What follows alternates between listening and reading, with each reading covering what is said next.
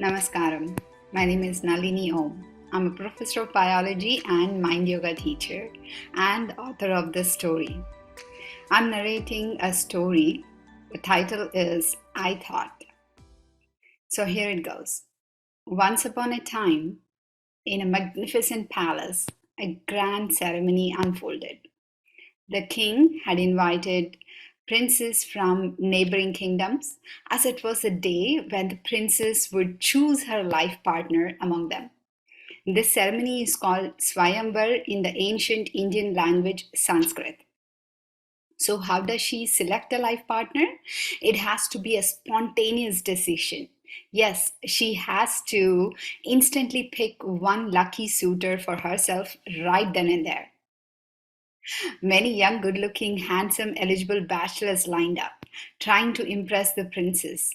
Their belief was that looks matter. If you're wondering, do looks matter?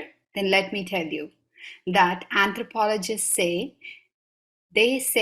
mere 100 milliseconds. That's precisely how long it takes to evaluate a potential partner.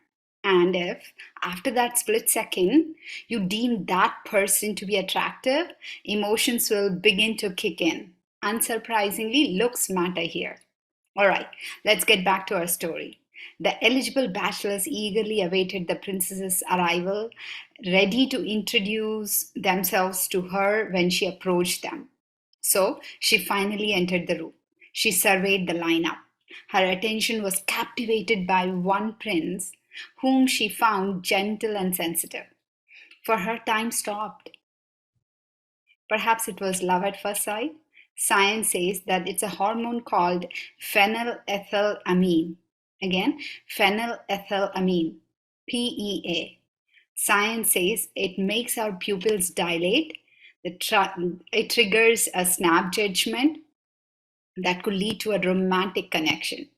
Unexpectedly, the handsome prince who caught her attention got up and left. But why? So that handsome prince could have been a possible groom if he had stayed back. But he walked away, he left the palace. What a tragic incident.